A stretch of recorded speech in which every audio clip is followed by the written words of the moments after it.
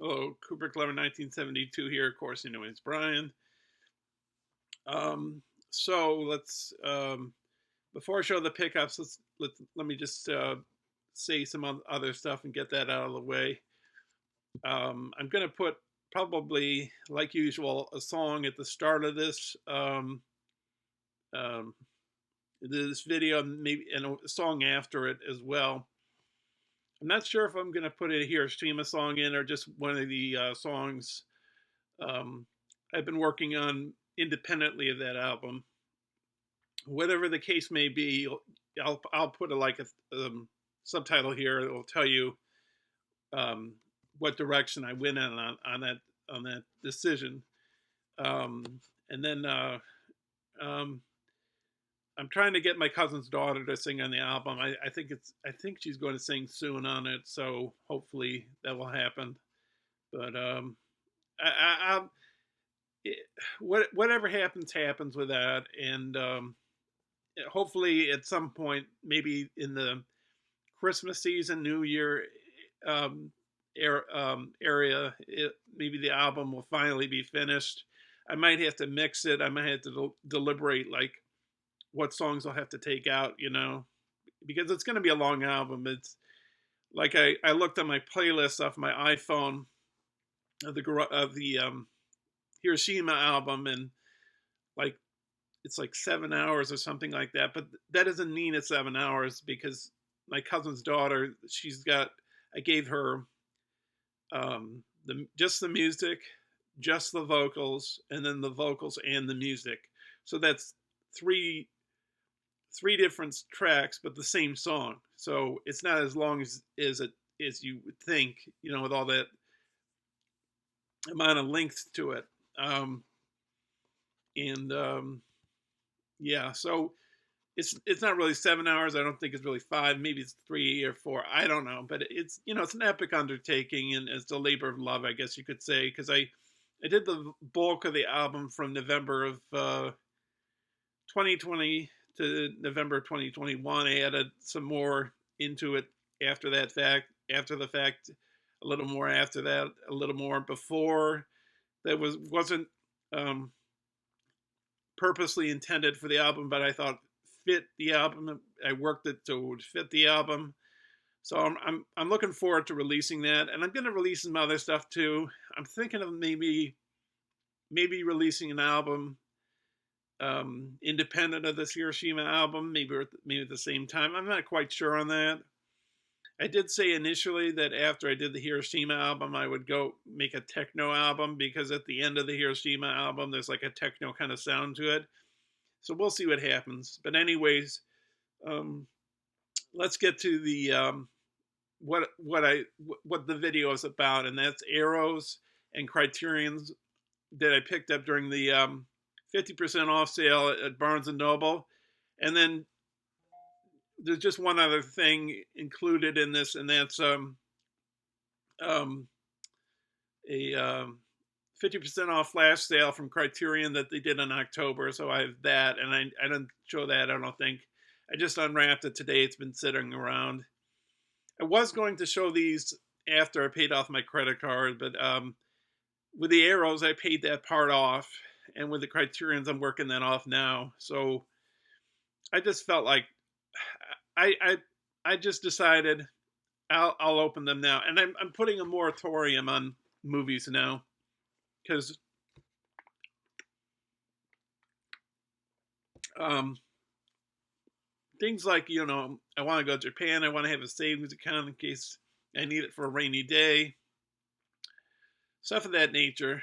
Um, you know, because I depleted my savings account, my travels account. I don't want to do that again. You know, like the only like I bought Silent Night, Deadly Night because my one of my Facebook groups we chose that to for to talk about on a stream this December, and I tried to see if I could rent it off of YouTube. No luck. And then I saw it on eBay and Amazon. Usually I buy stuff off of eBay because it's cheaper, but it seemed that Amazon had the better deal. But that's the exception to the rule. All right, enough talk. Let's get to the video now. So I think what I'll do, yeah, I'll put in after this part, you'll see a sign that says arrow.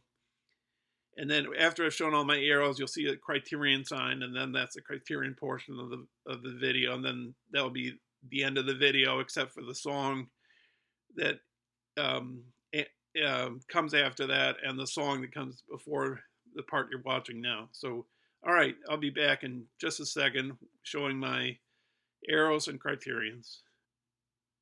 Okay, just before I begin the arrows and the Criterion pickups, I wanted to mention another thing. I don't know when this video is going to premiere on YouTube. It could be around the time period that I'm shooting the video, which is it's 12:01 at night. It's a minute after midnight on a well, technically it's really Tuesday, but really it's Wednesday. So it's Tuesday the 29th / Wednesday the 30th of November. So, you know, I might have to decide which songs to put in the start and the end of the video, and then you know, just editing and everything. Maybe I don't know if I'll insert any pictures, but you know, so I'm not quite sure when this will be on YouTube, but it will be on YouTube. So with that, I'll begin the video.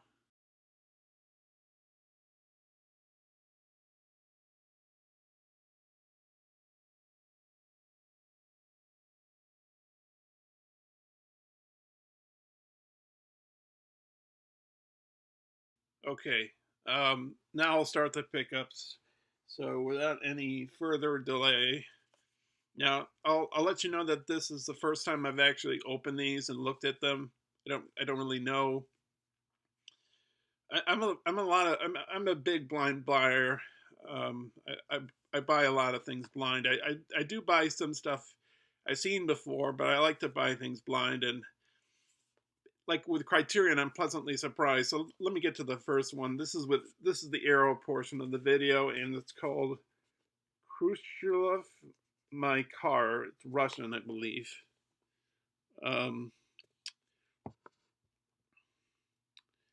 Yeah.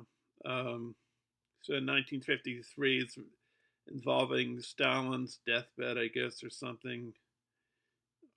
Oh, this is directed by Alexei German. He directed Hard to Be a God, I guess, which was a book written by the brothers Strelavatsky, or however you say their name, that wrote a book called Roadside Picnic, which is what Stalker is based on by Tarkovsky. So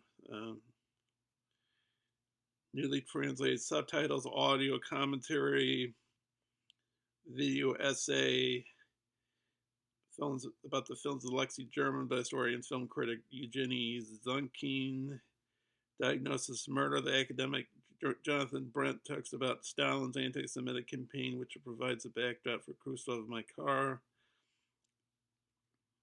The veteran film historian and critic Ron Holloway interviews a Russian director. Daniel Bird does the commentary. Between Realism and Nightmare, a new video essay on Khrushchev, My Car, and the films of Alexei German by historian film critic Eugenie Zunkin. interviews the director, interview with Lexi German by producer Guy, or maybe it's Guy Seligman, re-release trailer, a poster, 60-page booklet, so they let me just, they went all out on this. They really, does it say how many pages? I think it says how many pages. Yeah, the book is 60 pages. So I'm just hope there's not any nudity here that I'm not not aware of, but I'm not talking about this particular movie, but like in general. Um, um, because it's YouTube and you gotta be careful, I guess you could say. But anyways, so this is the first time I'm seeing it, as well as the first time anybody watching this video is seeing this, So in this particular video, I'm walking in blind on this. So I like to discover stuff, and there's nudity right there. I can't show that. But yeah. Must be, maybe it's a significant film if it has got a 60-page booklet with it, Maybe it's got something. Who knows? I think I can. Yeah. So that's the booklet, and then, here's the poster.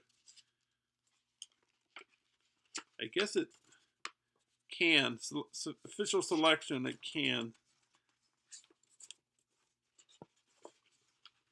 So let me unfold that. I think in the case of Arrows, they have both sides, a double-sided poster. So I'll try to get this in the frame here. I might have to back up, maybe. So that's the poster, and this is the other side of the poster.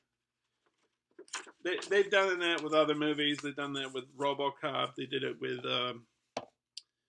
what's the other one?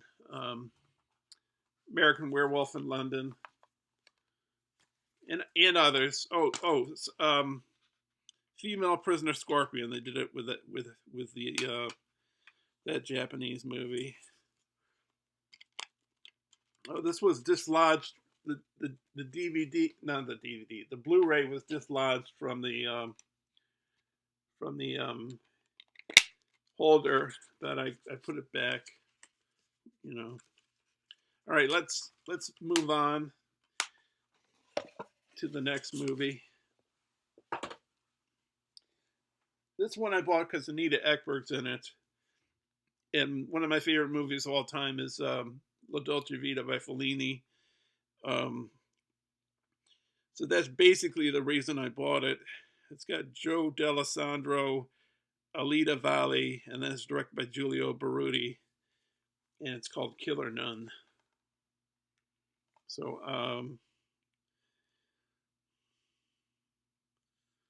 audio commentary by Italian genre film connoisseurs Adrian J. Smith and David Flint.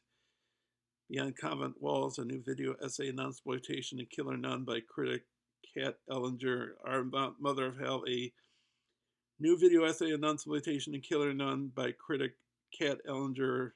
Oh, I read that. Our Mother of Hell, a new interview with director Giulio Barudi. Cut and Noise, a new interview with editor Mario Giacco. Starry Eyes, a new interview with actress Ileana Fraga. So, some trailers. That one of the reasons I bought, I'll tell you, I bought 10 I bought 10 10 arrows and I bought 11 Criterion. Well, I bought 10 Criterions during the November sale, but then the 11th one is from the 50% off flash sale in October. And I'm almost positive I didn't show that. Well, no, I didn't show that because I just unwrapped it today. It's been sitting around since October, and I haven't unwrapped it until today, you know? So, oh, this has got a nice book, too. That, yeah, well, the person's covering their breast there, so I guess it's okay.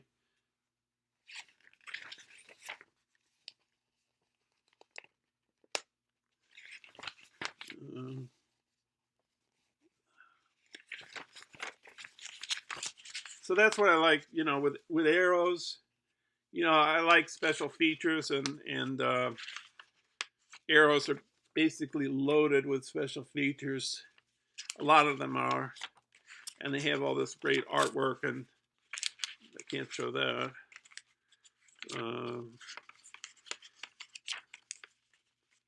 Yeah, arrows are loaded with you know, all this artwork and posters and booklets.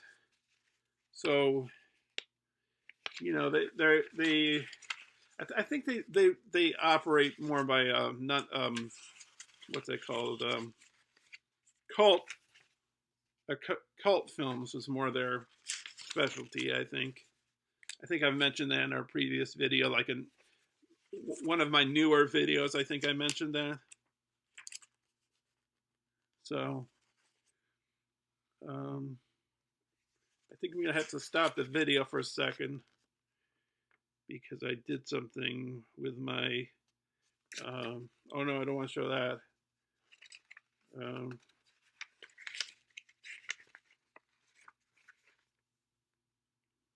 don't want to show that. Yeah. It's some risky stuff being shown there. I got a notice on my computer. I'll be back in just a second. Okay, I found out what the problem was with this. I wasn't. I thought this had a case, and this is the case. I thought it was like the other one. I thought it would had a cover on top of it, you know, like a slip cover or whatever. So that's what the problem was. So yeah, I don't know.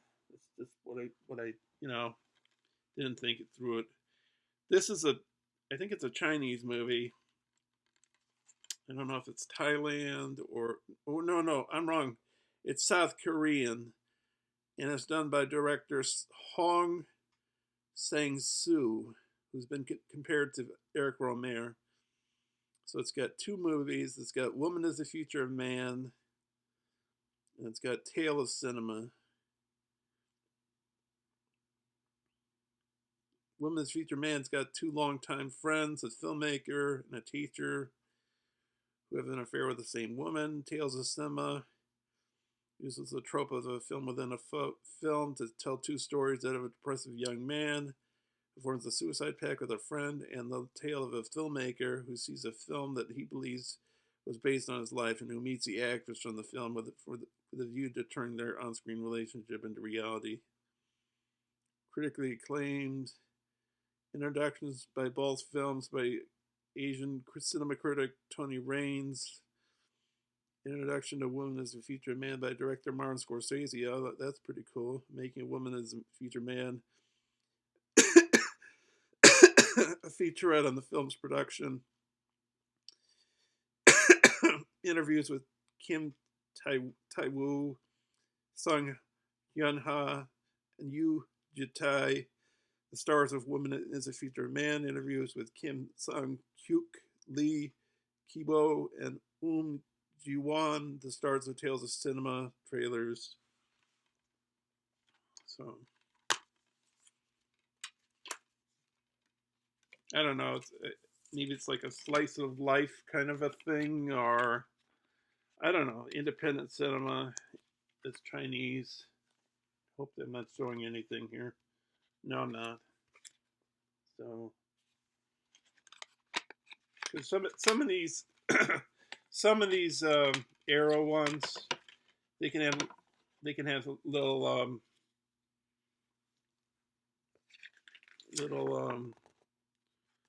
would racy be the right word, or you know, risque pictures. I mean, like the previous one I showed you, the Killer Nun. It did have some nudity inside on some of the pictures, you know. So I sort of skating along the edge there, you know, with that. So just gotta be careful how I show stuff on here.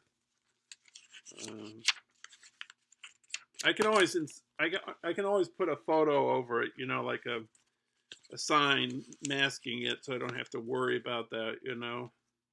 But I think I'm safe so far. So, because I had to do that in a previous video, I showed some Severance, and even the front of the Severance, some of them had nudity on them. So what I had to do was I took a Severance sign and I covered it. I covered the photo up, inserting a picture within a picture on iMovie to get that, to make sure that, you know, I didn't have to deal with that problem. Okay, next up. I got a lot of Japanese films, you know, Criterion and Arrow. But anyways, from these hauls, Bloody Spear at Mount Fuji. I don't really care too much if a Japanese movie is, I don't know too much about it, because I just like Japanese movies. It's praised by Japanese film critics and much admired by his contemporaries Akira Kurosawa and Yasujiro Ozu. Tomo Uchida nonetheless remains little known in the West, so yeah, it's actually excellent entry point for the newcomer. Set during the Edo period. Spear carrier, two servants, a spear carrier, and the people they meet on their journey, and samurai, two servants. Yeah. I'm trying not to make this video go too long. I'm sure it's going to go fairly long, but brand new audio commentary about Japanese cinema expert Jasper Sharp. Interview with Yasuka Uchida, son of director Tomu Uchida. Interview with Kazunori Kishida, publicist for Toei Studios. The Vagrant filmmaker, French film critic, and programmer Fabrice Arduni discusses Uchida. So, anyways.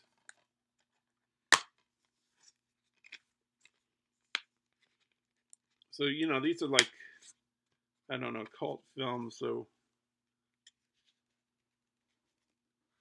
there you go. Looks like a lot of fun, you know. Yeah.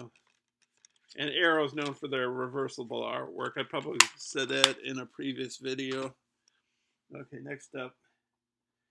This is a guy, this is about a person who worked in special effects. He's no longer alive. But he's like a pioneer in special effects. It's a documentary about him. I hope, I have a bunch of movies by him in a box set, so I hope I hope this documentary isn't featured in that box set, but I sort of took a risk, and I should have walked over to this is what it's about. Ray Harryhausen. He's a stop motion animator, so I got a whole bunch of his movies, like 7 of his films or something like that, and it has extra material on there, but I don't think I don't think this was featured on it, but I could be wrong. You know, who knows? But yeah, there he is right there. I met him when I was 13 years old at a science fiction convention. Right here, Spielberg, Landis. I don't know who that is. Is that James Cameron? I think it's James Cameron. And then at the very end there, I don't know. Is that? I guess, yeah, that must be Harryhausen. Interviews with Edgar Wright, Simon Pegg, Peter Lord, and Rick Baker. 12 interview outtakes with Joe Dante, John Lasseter, Nick Park, and more. A message to Ray, deleted scenes on the set of Sinbad. Paris Cinematheque Q&A. London Gate Cinema Q&A. Audio commentary with the filmmakers. Yeah, so Ray Harryhausen trailer reel. And there he is. He's doing animation for which movie is that? Jason and the Argonauts, I think. Which must have been a painstaking endeavor. You know, not like today with CGI and everything. So he truly is one of the great special effects pioneers. If you watch the movie Monsters Inc., there's I think it's a restaurant. I think it's a sushi restaurant, but the restaurant is called Harryhausen's. So you know that's where it got its name from. That's where the reference comes from.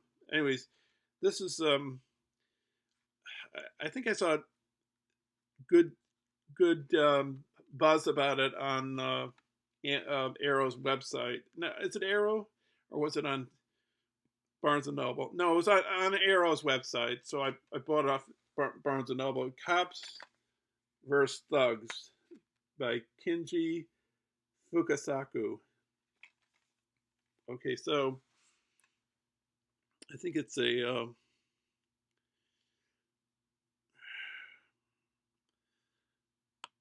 return to the screen after completing their battles without honor and humanity. I think I own that. Fukasaka joined forces with screenwriter Kazuo Kasahara, composer Toshika Tsushima, and stars Bunta Sugawara and Hiroki Matsukata. 1963, Tough as Nails Detective Kuno.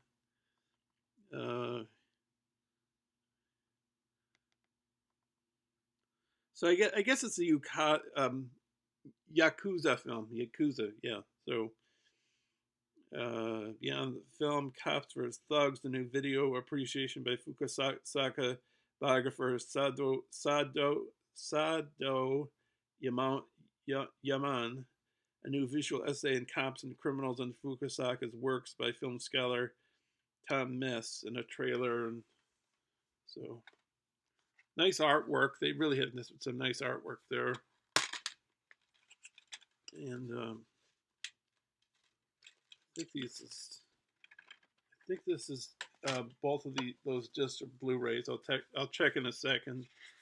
So you got this right here, that right there. Oh, it's longer than this. So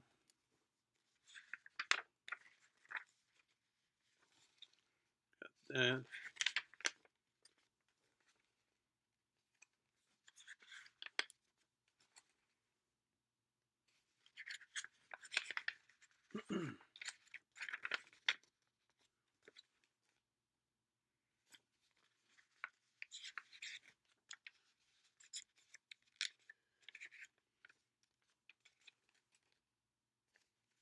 That.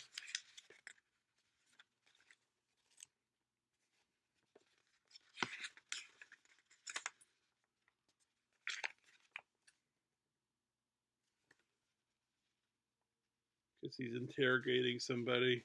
I don't know. That's what I'm guessing with that photo. Who knows? All right. Now we move on to the next one. Another Japanese movie.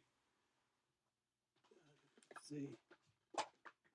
Okay, so we got The Mad Fox, a film by Tomu Uchida. I think I just showed one by Tomu Uchida. Yes. His earlier masterwork, Bloody Spear, Mount Fuji. Same guy, you know. It's medieval Japan.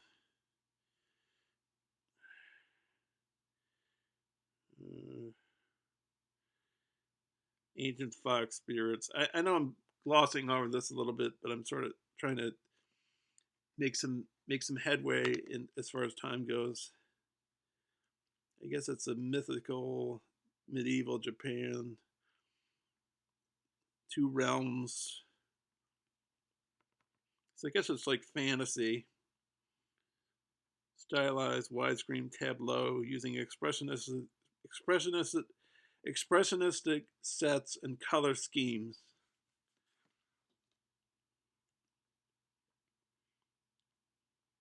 Audio commentary by Japanese cinema expert Jasper Sharp, uh, recorded exclusively for this release and trailer. So, this should be interesting. Be nice to see this one on Bloody Spear. You know, maybe it sort of reminds me of Ballad of Narayama.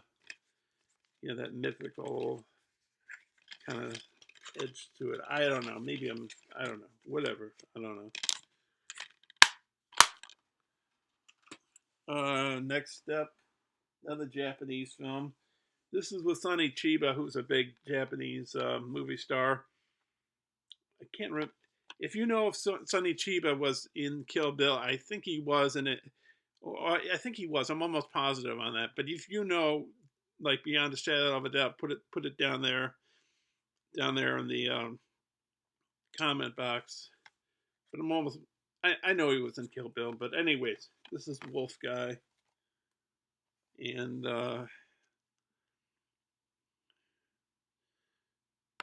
bizarre mixture of horror, action, and sci-fi.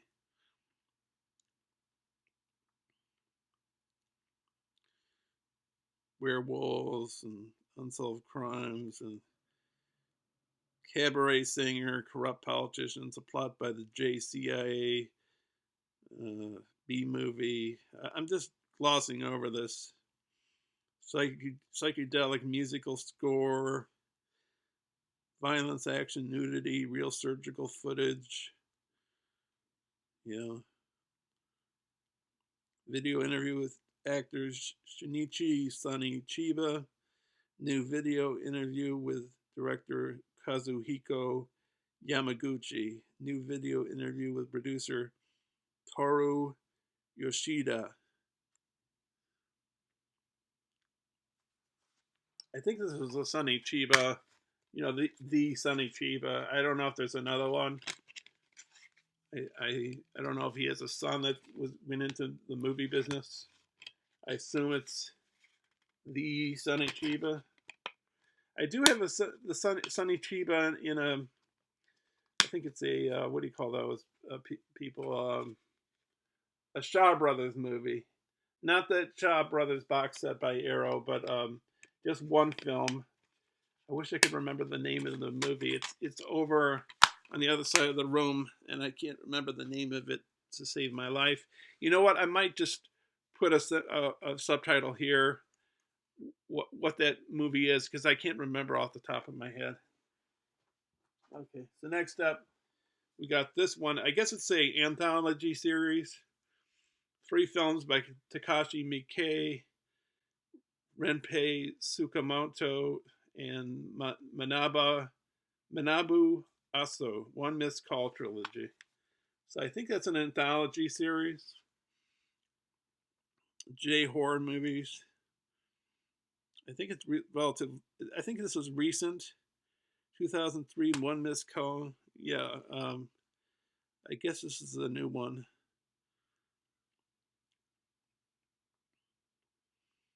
So I guess it's just a bunch of horror movies. I don't know. It's made an American remake. Audio commentary on One Missed Call.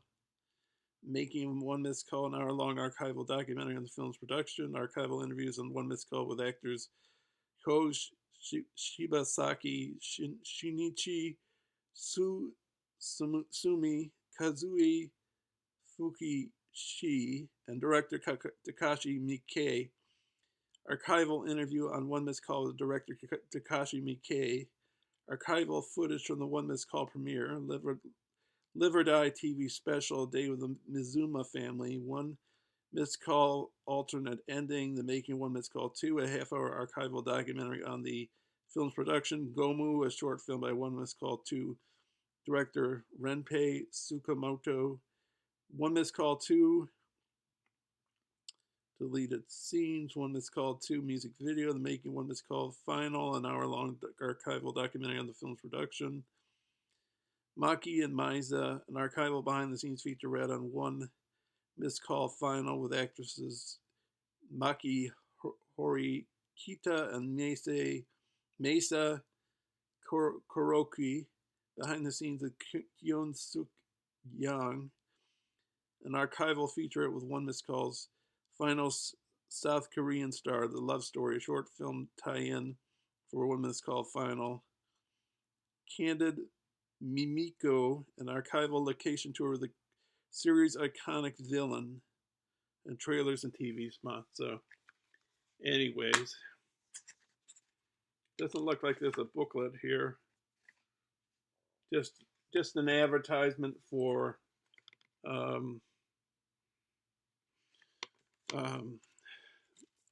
the Arrow series, the Arrow other Arrow films. Anyways, I can see myself again. So there's this photo right here. These photos right here, rather. So there's those. Okay. Okay. Next up. Okay, I think this is the last of the Arrows. I think this is a horror movie. Some secrets won't stay buried. The deeper you dig.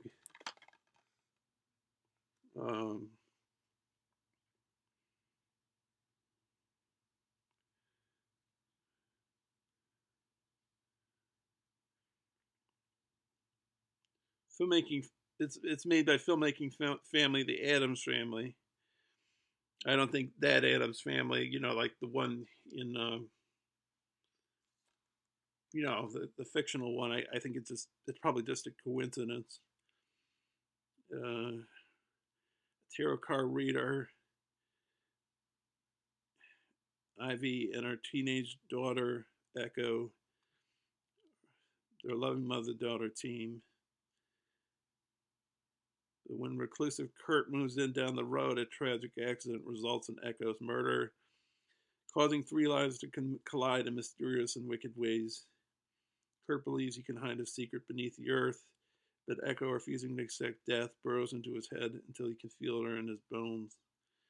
As she haunts his every move, trying to reach her mother from beyond, Ivy must dig deep to see the signs and prove that love won't stay buried. So, audio commentary by writers, directors, stars Toby Poser and John Adams. At home with the Addams Family, an in-depth interview with the trio of filmmakers responsible for The Deeper You Dig, It's in the Blood, The Family in the Horror Genre, a visual essay by critic Anton Battelle exploring the theme of family in The Deeper You Dig and the Addams Family. Broader filmography, special effects breakdown with commentary by special visual and makeup effects artist Trey Lindsay. Fright Fest TV interview with the Addams Family. Hellbender, music videos. Yeah, so anyways, it's The Deeper You Dig.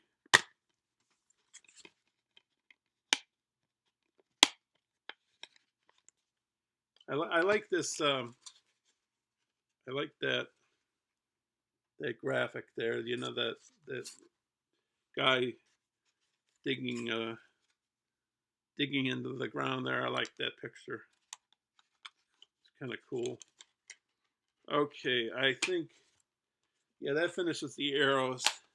So next up is Criterion. So you'll see me in just a second here transfer over to the Arrow, not the Arrows, Criterion. So be back in a split second.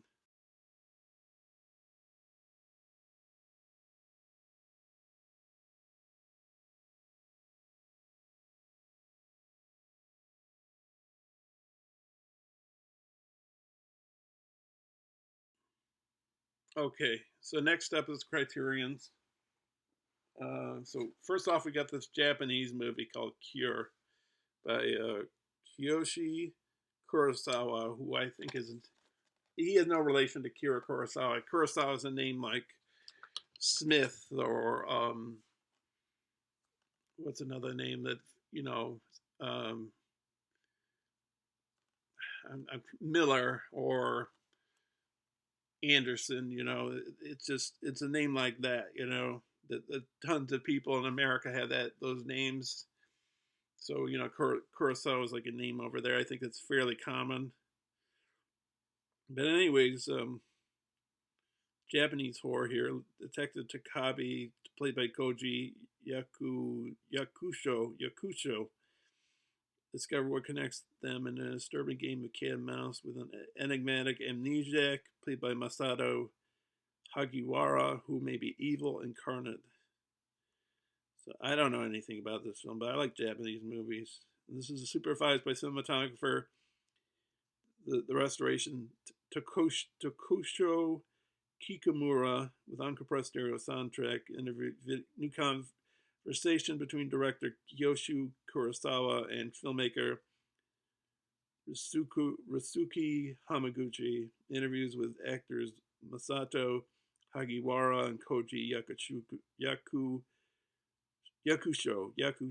Interview from 2003 with Kurosawa, trailers and teaser. So I think I've heard of this film. I don't think I've seen this. And even if I have, that doesn't matter to me because, I love watching Japanese cinema. Here's the disc. I don't know if you can see that very well. I think the glare is getting in the way. There you go.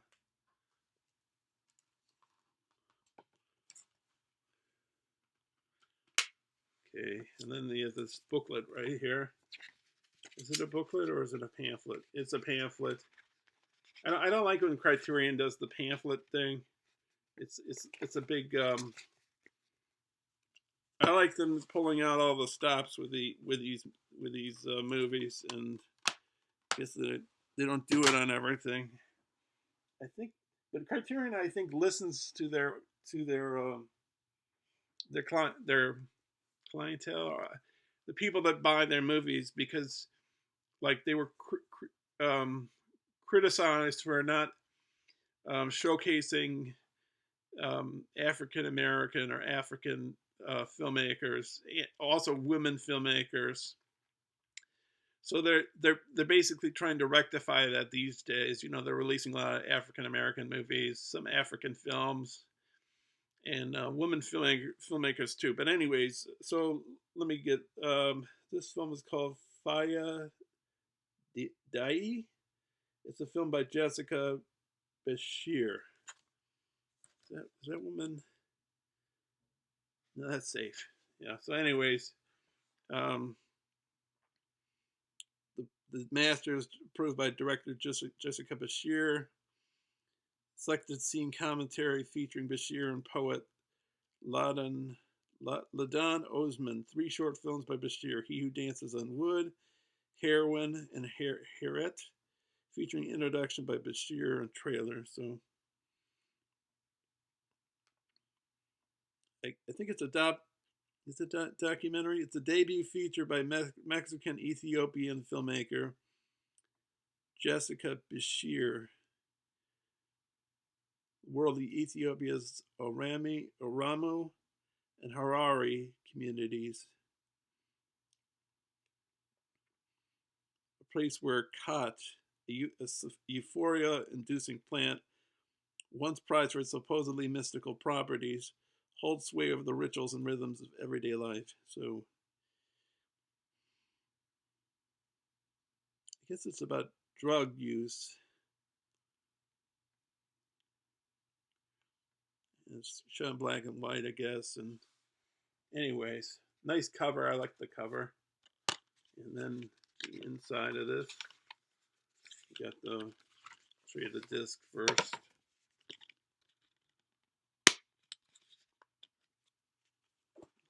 see.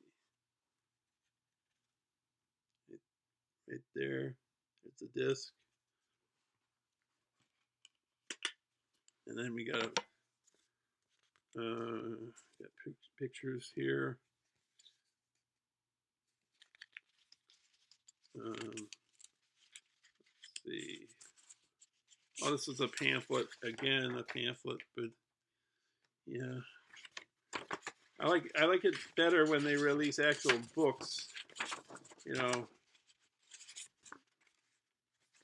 Arrow like is doing that with the having booklets. Anyways, next up, I think this is Mexican or is it Spanish?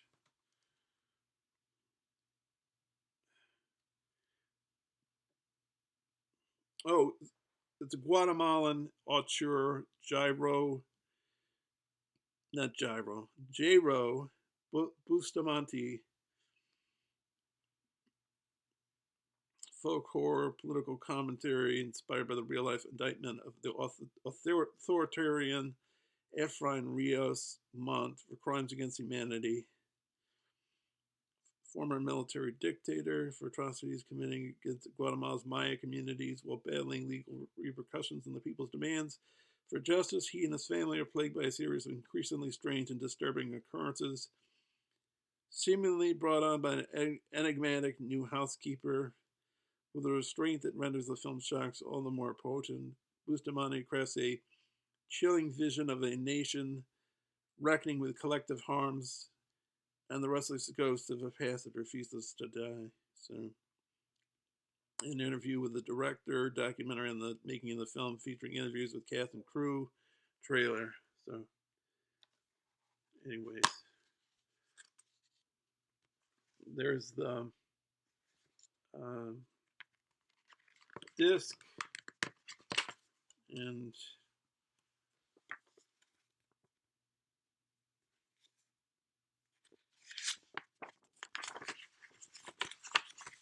again, a pamphlet rather than a booklet. I don't know I don't know if it's cost decisions. I have no idea. But anyways, it's Llorna. I don't know how to say it. Okay, next up, I was looking forward to this one. This is one of the last two I got in the mail. I did have this movie on DVD, but just the movie and the trailer, and this is loaded with special features, and it's Malcolm X by Spike Lee. I have Do the Right Thing, a Criterion of that. That's a very nice edition with nice cover art or inside art or whatever. And I have Bamboozled. I haven't watched that yet, but that's another Criterion I have, the Spike Lee's. And then I have another film of Spike Lee's, which is Black Klansman, which is it's not a Criterion, but that's another one I have of his. The the the negative, I guess, has been supervised by Ernest Dickerson. Audio commentary from 2005 featuring director Spike Lee, Ernest Dickerson, the cinematographer, editor Barry Alexander Brown, costume designer Ruth E. Carter. New conversations between Lee and writer Barry Michael Cooper. New interviews with actor Delroy Lindo and composer Terrence Blanchard, making a program featuring Lee, Dickerson, Brown, Blanchard, Carter, actor Denzel Washington, filmmaker Martin Scorsese, actor Ossie Davis, Malcolm X's daughter Ilyasa Shabazz, and others. Malcolm X 72, a feature-length documentary directed by Arnold Pearl and narrated by actor James Earl Jones. Deleted scenes with introductions by Lee, trailer, and an essay by Cooper for excerpts by Lee and Washington from the 92 book By Any Means Necessary, The Trials and Tribulations of the Making of Malcolm X, and Davis's 1965 eulogy for Malcolm X. So, yeah, this should be great. This is a really good film. Of his films that I've seen, some I like and some I don't, but like the ones I like the best are Do the Right Thing and Malcolm X. But I think I like Malcolm X a little bit more because it's because of its epic scale. You know, I like long movies, and not that I don't like short movies, but I like it when a film is epic and really goes all out there. You know, doesn't pull any punches. You know that it really it takes a lot of risks and does it well. You know, so but anyways,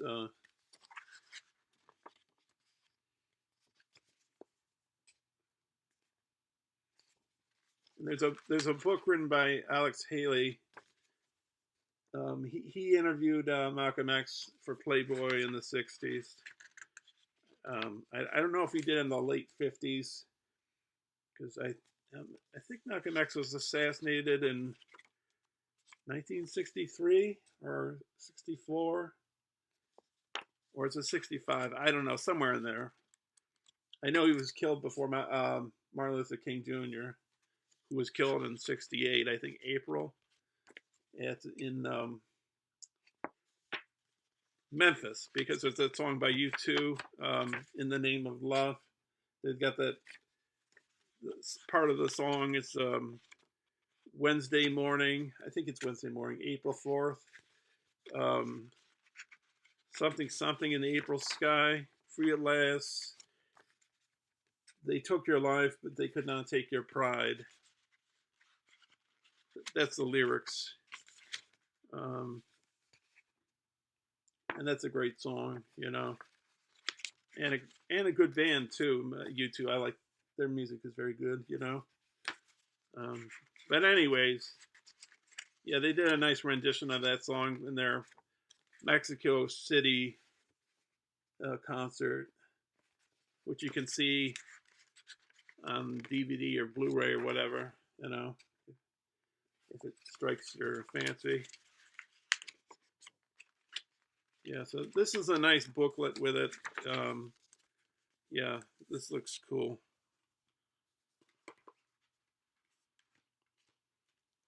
But yeah, I like this film a lot. So Malcolm X. Next up, this is a film called Adoption. I think it's Hungarian. It's by Marta Mészáros. Mészáros? Yeah, Hungarian. 1975 it came out.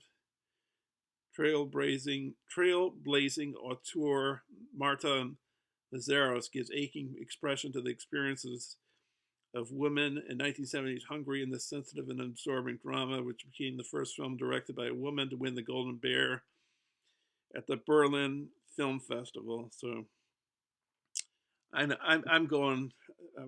I know this video is going to be long as hell.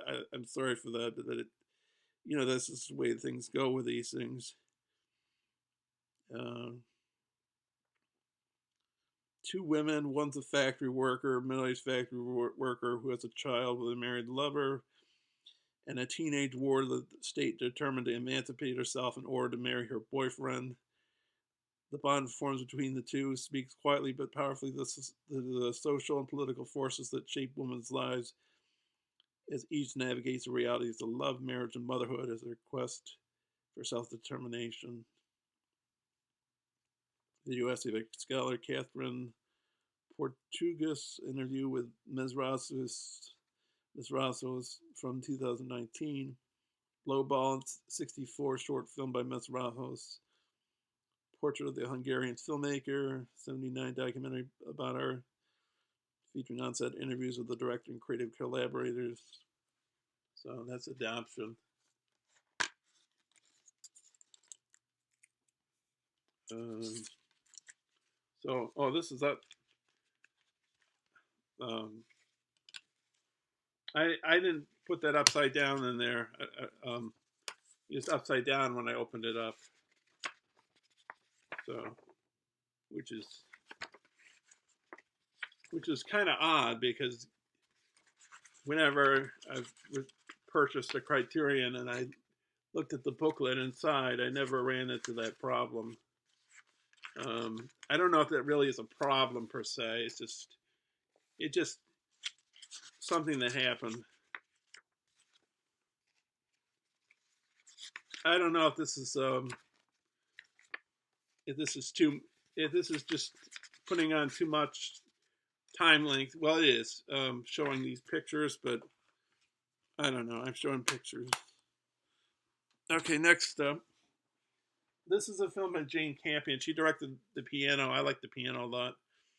I thought it was directed by, what's her name? I think her name's Laurie Anderson. She directed a film. This is the film I thought it was, but it's not the film. Maybe it's called Heart of a Dog, or she was married to Lou Reed. What's her name? Laurie Anderson. I can't remember her name. I think if anybody knows that dog movie, I think it's in Criterion. It's a Criterion. So I think initially I thought it was I thought it was a film by her, and that was I found out when I was looking in more details by Jane Campion, but I still didn't care because I like Jane Campion, Power of the Dog. So because I like the Piano a lot. That's a good movie. And I have the Piano on Criterion. I haven't watched it yet, but I've seen the movie before, so I like that. The Master is approved by director Jane Campion. Interview with Campion about the making of the movie. Program featuring interviews with members of the cast and crew and behind-the-scenes footage captured on location in New Zealand. Interview with Campion composer Johnny Greenwood about the film's score. Conversation among Campion director of photography Ari Wegner, actor Kirsten Dunst, and producer Tanya Sagachan, Monterey Bay filmmaker Tamara Jenkins. New interview with novelist Annie Proulx. Maybe this is based on a novel that she wrote. I would guess. I'm just guessing. So, but anyways, and another thing about it is it's it mentions dog, and I like dogs a lot. I've had a family dog, and I took care of my brother's and my sister-in-law's dog, so I love dogs. But there's there are a lot of work to take care of, and I don't know when or if I'll have the dog again, but I do love dogs, yeah.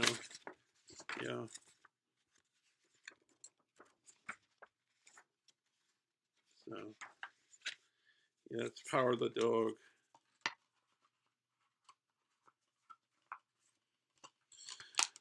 Okay. Next up, this is one I got not in the November sale. I got this at the Criterion 50% off flash sale in October. I will open this today. So, anyways, it's Lost Highway by David Lynch. It's got that line, "We've met before, haven't we?" By Robert Blake. And he hands Bill. I think it's Bill Pullman the phone, and he listens on the phone, and it's the guy standing right in front of him that he's hearing on the phone. It's that David Lynchian weirdness that you see on there. Pretty is a picture of the art of David Lynch, a feature-length 1997 documentary by Toby Keeler featuring Lynch and his collaborators Angelo Badalamenti, who does his music. Peter Deming, Barry Gifford, Mary Sweeney, and others. On-set footage from long time. We're reading by Lynch and critic Christine McKenna of excerpts from their 2018 book Room to Dream. Archival interviews with Lynch and actors Patricia Arquette, Bill Pullman, and Robert Loggia. And you might remember Robert Loggia from Scarface with Al Pacino. He's passed away, I believe. But David Lynch to me is like Quentin Tarantino or Jean-Luc Godard. I either like their movie a lot or hate it a lot. There's basically no middle ground. There's Mike, what's his name? Robert Blake, saying, when he listens on the call, when he, Bill Pullman takes the phone from him and answers the phone, it's his voice you hear. But I will say about David Lynch that there's Blue Velvet is a film I'm sort of in the middle on, because I like the Isabella Rossellini, Dennis Hopper parts of the movie, and I don't like the what's the Laura Dern parts of the movie. I don't care for those parts. The two, I don't know, fluffy, light. Not that I don't like light movies. It's just I just don't like the those parts of the film. So I have a mixed feel about Blue Velvet, but then I like Eraserhead, Elephant Man, Lost Highway, Mulholland Drive. The ones I can't stand: Wild at Heart. What's that one called? Inland Empire. Dune. I don't like Dune. I don't know. There's some others, I guess. I can't remember all of his movies off the top of my head.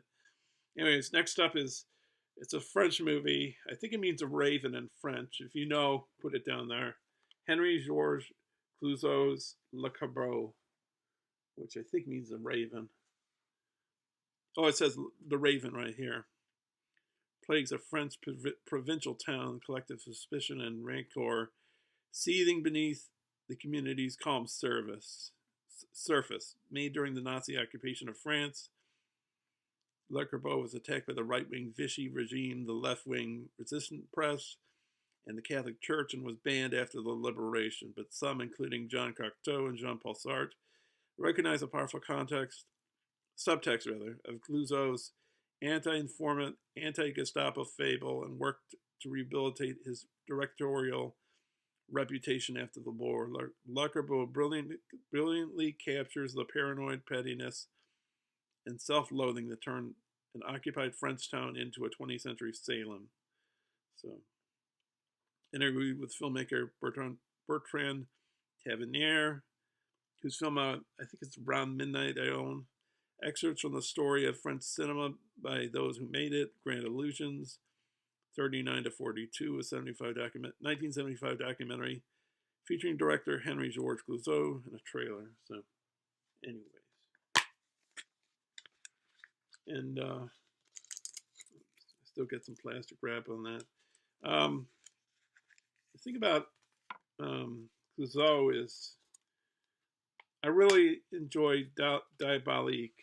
I like that film a lot. But there's another film he made called Wages of Fear that I find is just a complete bore. I know people like it.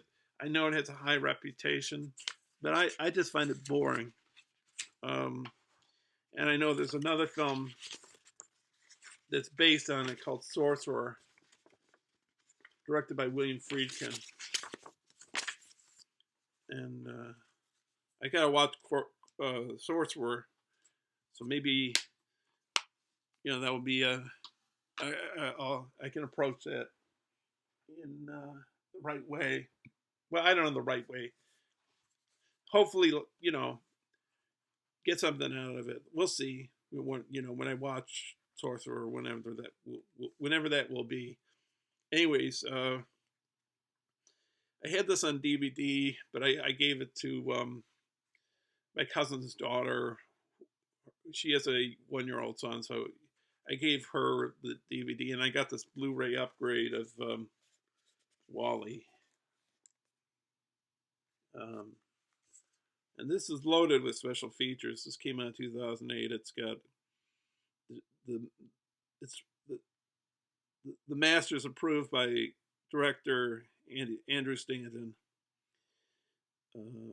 It's got one 4K disc and then 2 Blu-rays.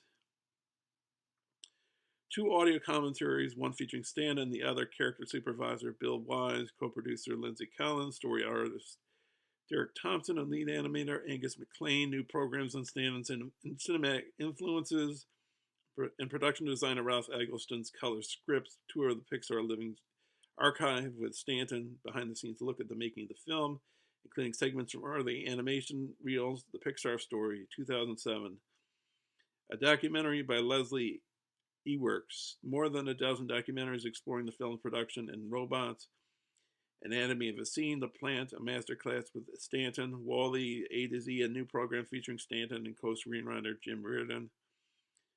Deleted scenes featuring commentary by Stanton, A Story, 87, a student film by Stanton. Bernie, 2008, a short film by McLean, and trailers. So that's a nice cover there. I did see this film in the theaters when it came out. I've seen a bunch of what do you call them? Pixar movies in the theater, and for a while, Pixar was making hit after hit, really good movies, and then they made. When did they sort of like made their first bad movie? For me, it must have been what? It must have been Cars was their first bad movie. And then I'm not a fan of Brave. But I think with their history in film, oops. Oh, let's see. They make breakthroughs all the time with their computer technology. So even films that I'm not fond of, they make interesting. Sorry to hold you up here. They make interesting movies regardless of the fact if you like them or not. But Toy Story 2 was my favorite, and then it became Finding Nemo. And then I saw The Incredibles, and that became my favorite. And then I saw Up. And now my two favorite Pixar movies are Incredibles and Up. So,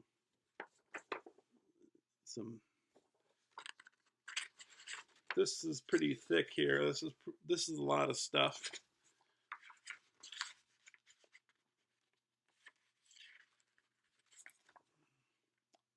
I don't know if I should show the whole book because it's going to take forever to. Maybe it won't take too long. Some of it's just text, I think, not all pictures.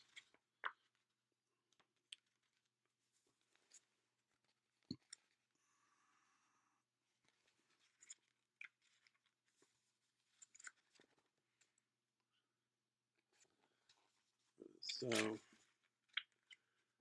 and I have other Pixar movies I own, you know, like I own the Ultimate Toy Box. It's an old DVD. It's got Toy Stories 1 and 2 and a special features box set. Pretty in depth.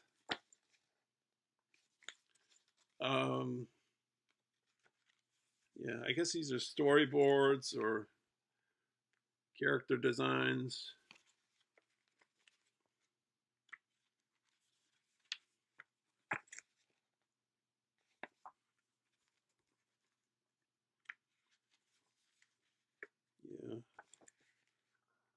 Yeah. And they really test out their ideas to make sure they look real. Like I think when they did Finding Nemo, they actually went to Australia and they actually swum underneath the ocean just to see what the ocean was like and how fish would move. And so they do a lot of research.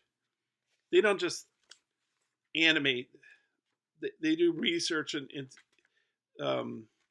the areas where the films take place. Another thing is, like, for example, with Monsters Inc., there's a scene when what's his name? Sully, I think his name is, the John Goodman character. He's sledding, skiing, or something down the Himalayas, and you see his fur the wind blowing on his fur. They actually developed technology in that movie to deal with that. Because if you see like the DreamWorks animation, like for their television show, Father of the Pride, the Bride, Father of the Pride, the hair is stiff; it doesn't move, you know. So that's kind of annoying. Okay, next up, this is directed by Lo, Lu Lau, Andrew Lau Wai Kung, and Alan Mock. The the Infernal Affairs trilogy. Um, I think is it the first one, or maybe more than one, that's based on what The Departed by Martin Scorsese is about. So there's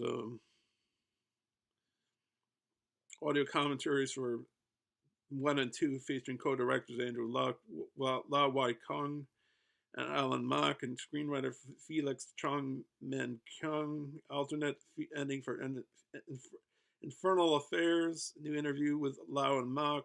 Archival interviews with Lau, Mock, Chung, and actors Andy Lau Takwa, Tony Leung Chu Wai, Anthony Wong Chao Song, Kelly Chen, Wai Lam, Edison Chen, Kun Hai, Eric Zhang, Chi Wai, and Ed Chapman Tu Man Chak, making up programs, behind the scenes footage, deleted scenes, and outtakes trailers. So that's the Infernal Affairs trilogy.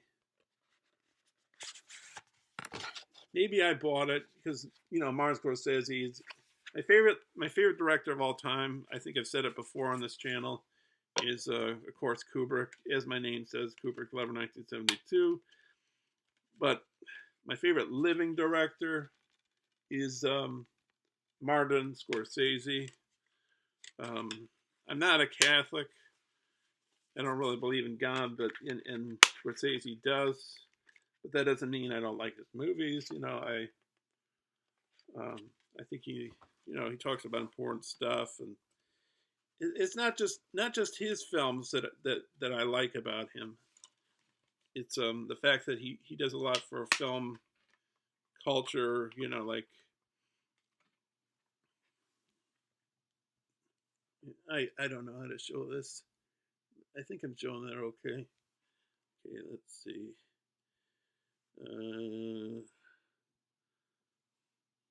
Okay. Just trying to figure out which goes where. Okay, yeah. So it's 3 Blu-rays. And yeah. And then you got this nice booklet here.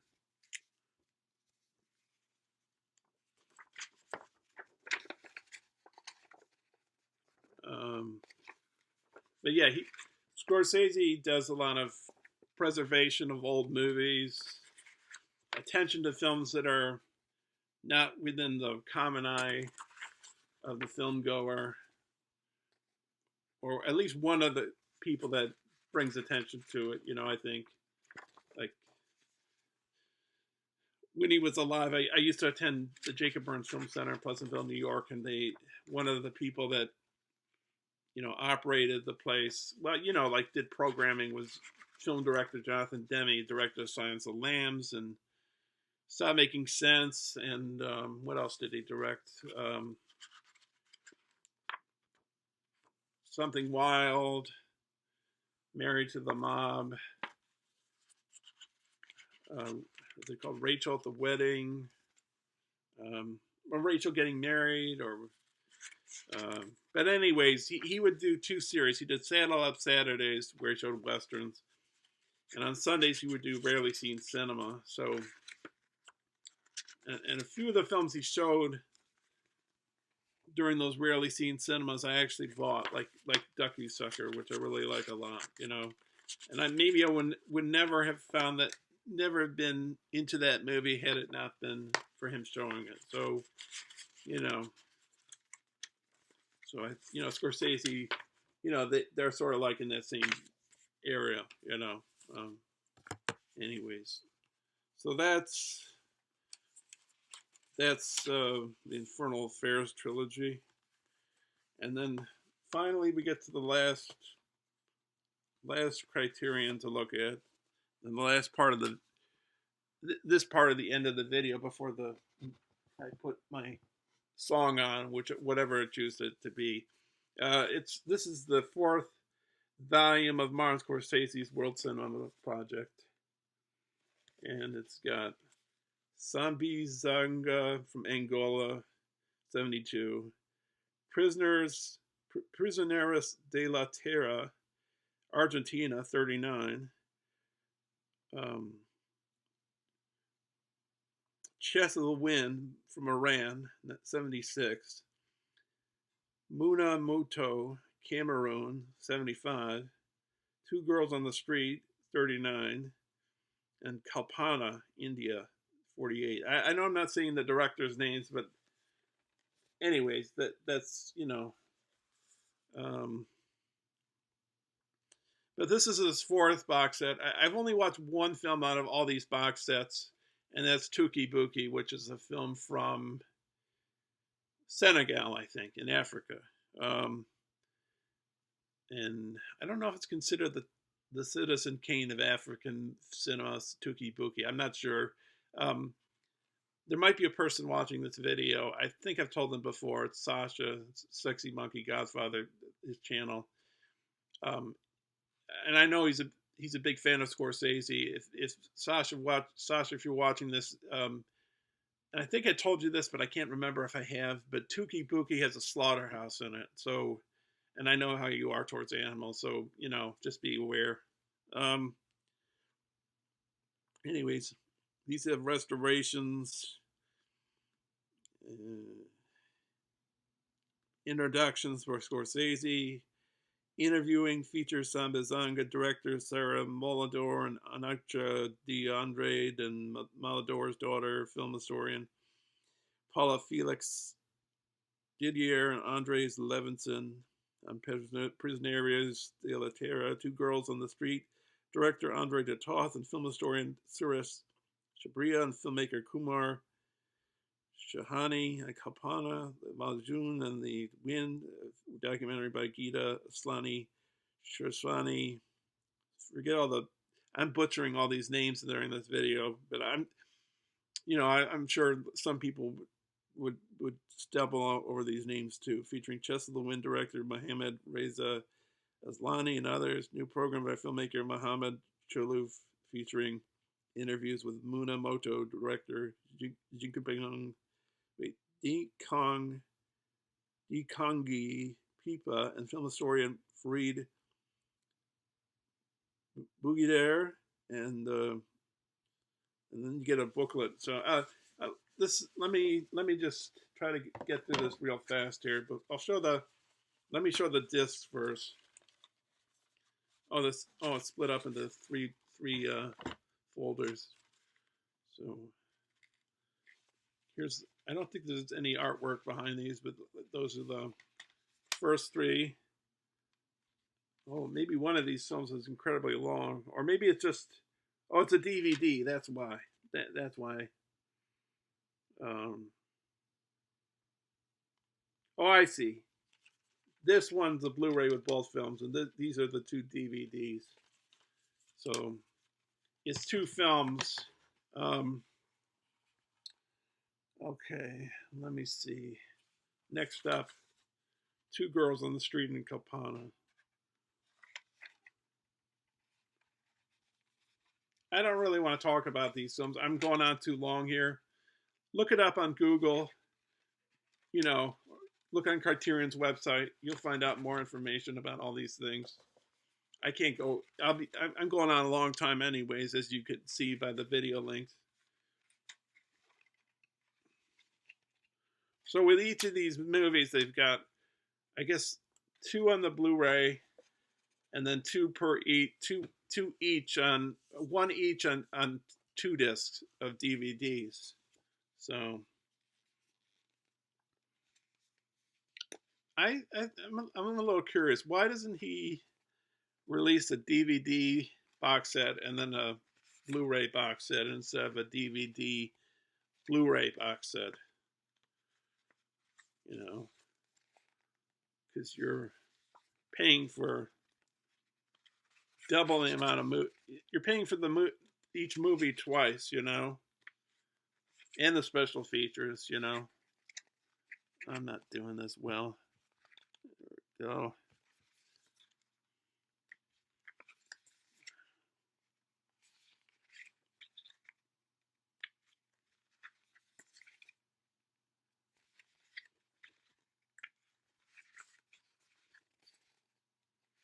So some of these films come from Africa, India, Iran.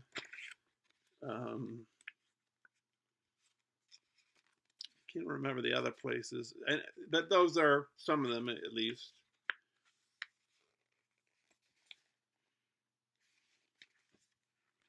So I really have to step up my game and watch some of these movies. I really like Iranian films a lot. I think I've heard of Chest of the Wind. See these things right here? I think those are tear bottles, which is a big thing. Like, I think back in ancient times, your tears would be collected in these bottles and it was supposed to have some kind of divine meaning to it or whatever. I'm just looking at the time, it's 1:31. Anyways, and there's some good movies made from the Iranian culture, you know, like The White Meadows, which I think addresses those tear bottles. You know, there's a lot of good Iranian movies. Baran, the Coker trilogy by Abbas Kiarostami, Taste of Cherry by Abbas Kiarostami, Close Up by Abbas Kiarostami, The Circle. That's a really good one about how women are treated terribly in Iranian society. There's one Iranian movie that this filmmaker was on house arrest, so he smuggled he shot it on digital video, I think, and then he smuggled the chip, the microchip or whatever that was in, through a cake out of the country. So he got his film seen, you know. So like sometimes a filmmaker, they might be put in prison or whatever, or they might be treated okay by the Iranian government, and that's because of pressure by the people outside Iran, you know, other filmmakers and people, just other nations, you know, demanding that people like Abbas Kiarostami's treated fairly. Abbas Kiarostami's passed away, but you know, there's Jafar Panahi. I don't know. There's other ones. Baran is a good Iranian movie. Baran is about a young girl who pretends to be a boy so she can, and I think she's a bricklayer, and you know, to get money for her family to survive, which is like a no because women are not supposed to work. You know, they're supposed to attend at house. And I'm in Japanese movies, and I think in Iran, you're supposed to take your shoes off when you enter the house as well in that culture. There's another good film, the Saudi Arabian movie called, I said it before on my channel, Wajda, Wadjda. It's about a young girl who wants a bicycle, but she's sort of poo-pooed. She's sort of like discouraged from getting it, and so she takes a what do you call that? A Quran contest in order to receive the money to buy a bike. And her teacher thinks she's going to give money to Hamas. I think it's Hamas. And that just isn't the case, you know. She wants that bike, you know. And the director, when she was making the movie, it was a woman director. And I think at the time, and I don't know how things are now, but Saudi Arabia movies were against the law for a while.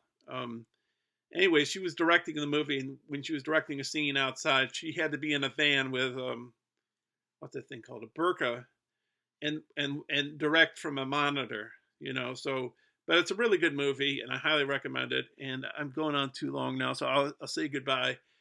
Thank you for watching. Comments are welcome, and I'll see you in the near future. Bye now.